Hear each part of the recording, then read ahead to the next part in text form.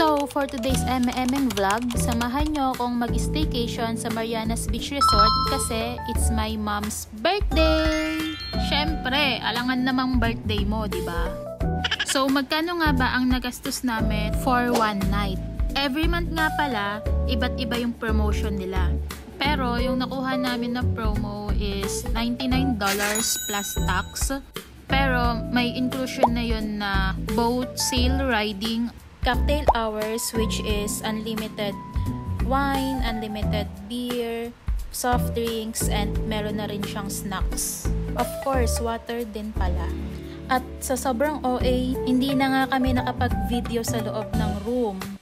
Diretso na kaagad kami dito sa may window kasi excited na akong makita yung ocean view.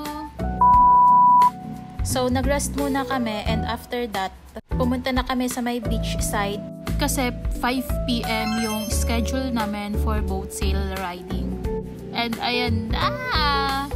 Magmamaasim pala muna kami dito na akala mo'y napakayaman. Pero grabe no, minsan di mo alam na kailangan mo pala ng ganitong break. Wala kang iniisip, wala kang problema. Tas yung super simple lang pero masaya ka. Tapos, maya-maya, bigla mong maaalala, ay, oh my God, papasok na naman ako bukas. Ayun yung maganda dito sa Saipan kasi super lapit lang talaga and di mo kailangan gumastos ng malaki para mag-unwind. And after ng boat sail riding, diretso na kami sa may second floor ng building kasi doon yung cocktail hours nila. Hindi ko nga in-expect na ganito pala yung kadami yung snacks nila. Like, buffet style talaga siya.